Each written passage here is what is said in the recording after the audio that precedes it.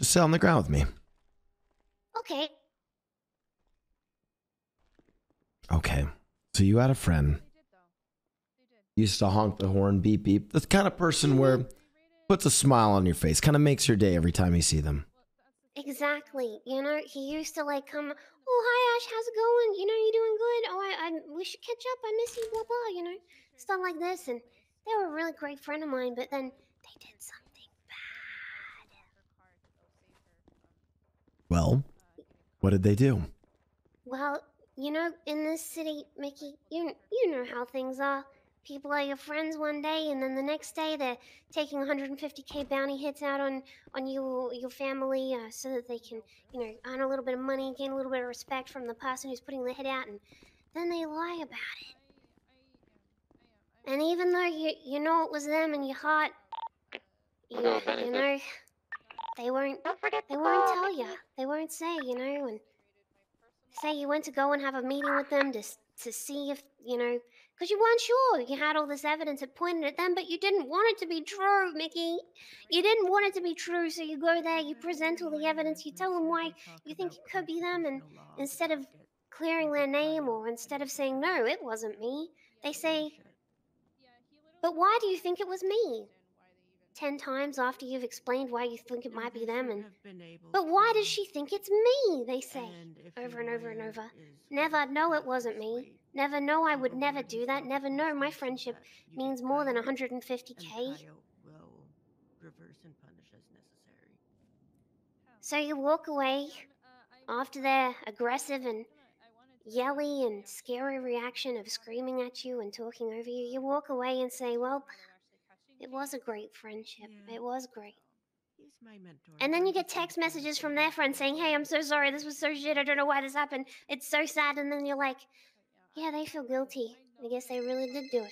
Well, say after that guilty text message, say you got another aggressive phone call screaming at you, you know, saying, why would you think it's me? Not, it wasn't me, I would never do that. It was the phone call of a guilty person. Can I ask who this was? Oh, you know, some names are better left unspoken. Ash, I think this is a sacred circle of trust right here. Fire of friendship. The reason why I need you to tell me is because depending on who it is going to depend on the advice I give you. If it's someone I know or someone that I can better give context or information on, maybe I can understand it. I promise no matter who it is, it stays between us. I swear on my job at Uwu, which I hope you know I actually value quite a lot. I shall alter the name slightly so you're not sure who it is. Okay. Maymond Mominov. Oh. Oh, God. You know, yesterday he came into the cafe. Oh, hi, Ash, how's it going? Like nothing happened. And I said, what's up? And then I turned around and said hi to someone else instead. Like I said, what's up to him? I greeted him. You're telling me that Ray and you know agreed to $150? Wait, he agreed to $150,000 bounty for you? Not for me, for JJ. He's in my family. He's part of Seaside. 150K. We shit out more money and use it as toilet paper. You know what I'm saying? Like you sneeze and whoops, I tripped over $1 million.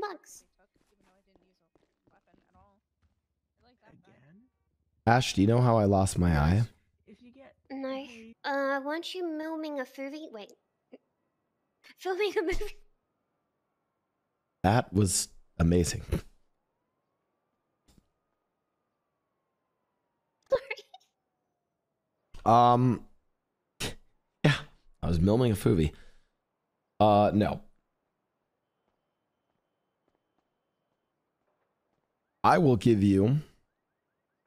I'm going to give you the most, because again, you're hearing my side of the story.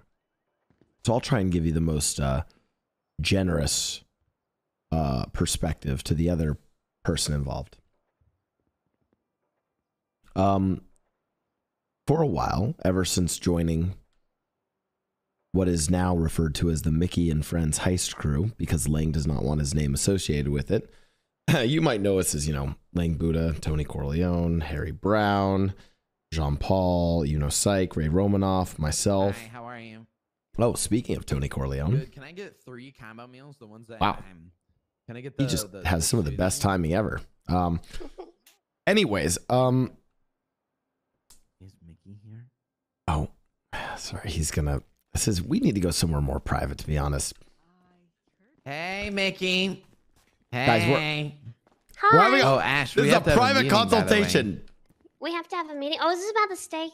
Yeah. Okay. I will. Do I? I think call I me have your later. phone number. Call me I'll, later. I'll give you a. Make you rich. Make you rich, Ash. Make me rich by giving you money? Oh, Tony Corleone. No, but is it one of helps the- your business, though. You know what I mean? Tony Corleone is Well, one of the most fiscally We'll responsible talk about people it. in Los What, Santos. you got your own farm, huh? Well, okay. I don't good know for how mine? to Huh, Ash? No. I just there's a couple of things. Hang on, let me just test. Okay, that's here.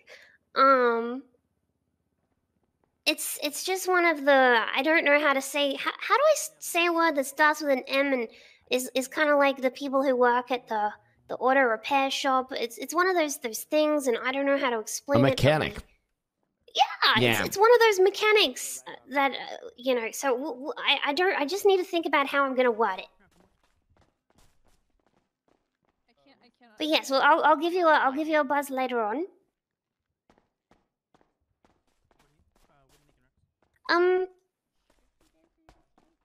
We could. Thank you. My favorite place to talk in this place is in the corner of the car park Thank over you there. so much, honestly. Okay. I really appreciate it. You won't be waiting. You won't be. It'll clock you out. So let's. I'm going through a lot right now, honestly. I know a great place. Okay. Don't worry. This way. Tony's been through a lot today. Oh really? Yeah. I feel bad because I want to support him with his butchery business, but we really don't need it. And I don't know if I want to spend the extra money to cut into the already kind of slim profit. You do what you got to do for business, you know? Okay. Right here. Okay. Maybe a gun deal has gone down right here.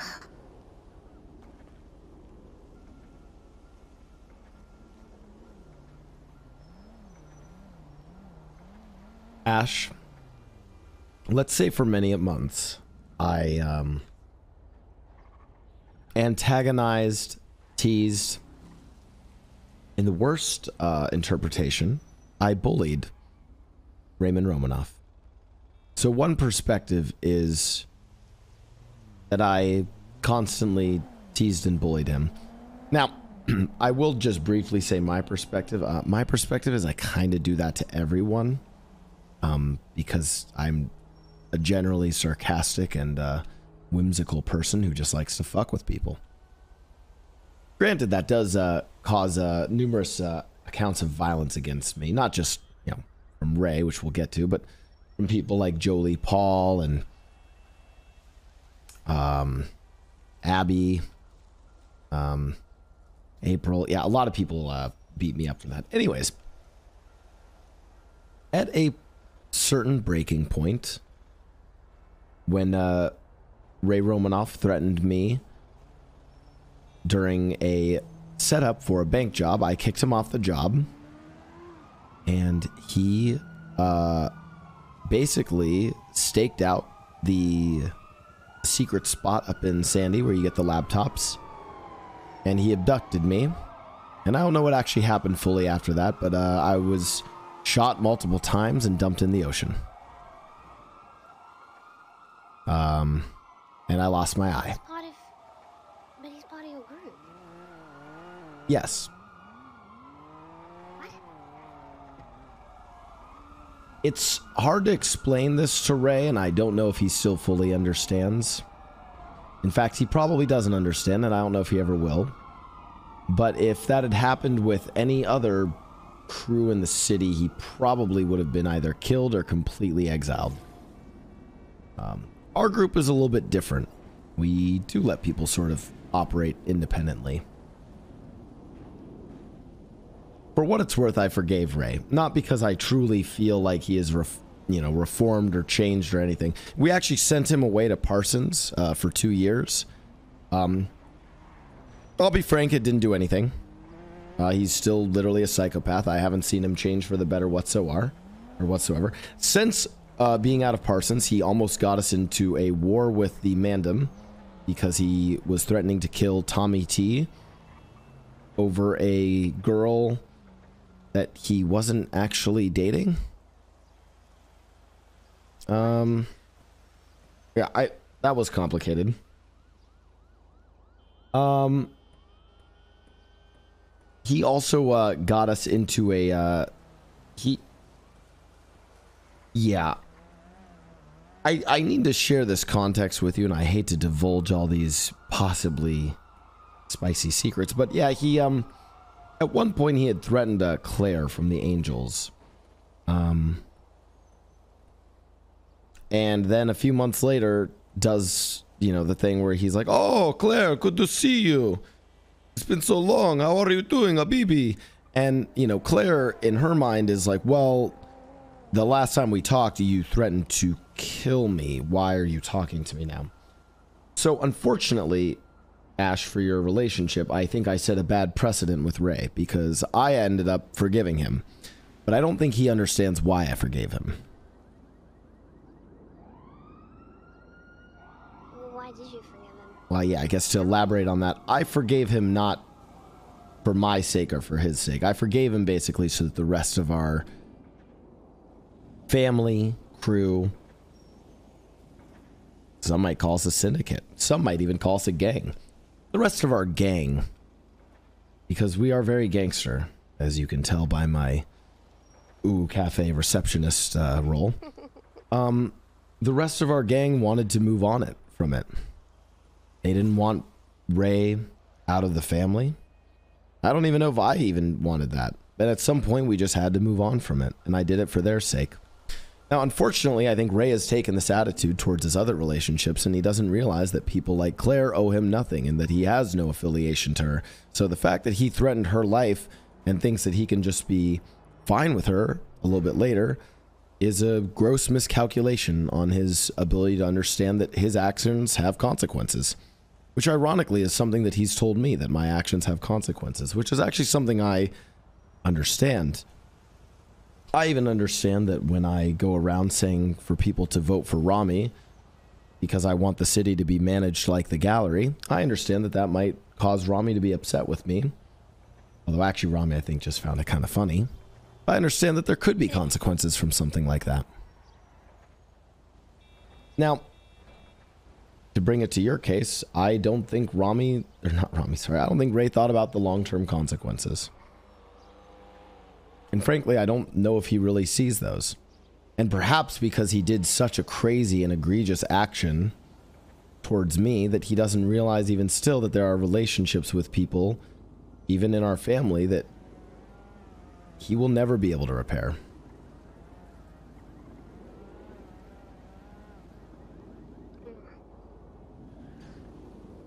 Shit, man.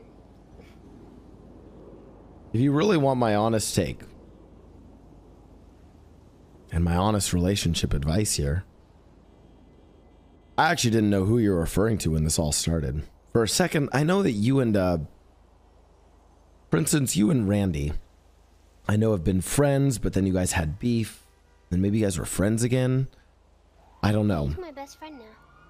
Yeah, see, now Randy is someone who even I've had a tenuous relationship with, but one that has grown and evolved and shaped and formed because of people accepting certain consequences, myself included.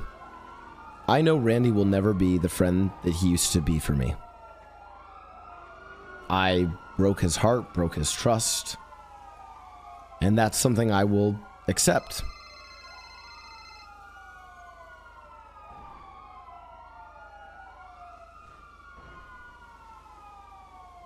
Sorry. If this had been other people, I would have honestly told them that you can actually learn from another piece of advice which I would give you, which is You and I were friends, and more than robbing Uwu Cafe, I also broke your trust in saying that I wouldn't rob it again. And I did. You and I found a way, a path of reconciliation, which I think thus far has been fruitful. I have loved my time at Uwu Cafe. I hope you've enjoyed me as an employee. And even though I thought I was only going to do it for a week, I want to do it for, I don't know, indefinitely. You know my long-term goal is to become CMO, correct? Wait, what is CMO? Chief Marketing Officer. I think I do a great job. Please consider me during this advice session. And that is it, guys, for the video. Like, share, and subscribe if you want more. Thank you.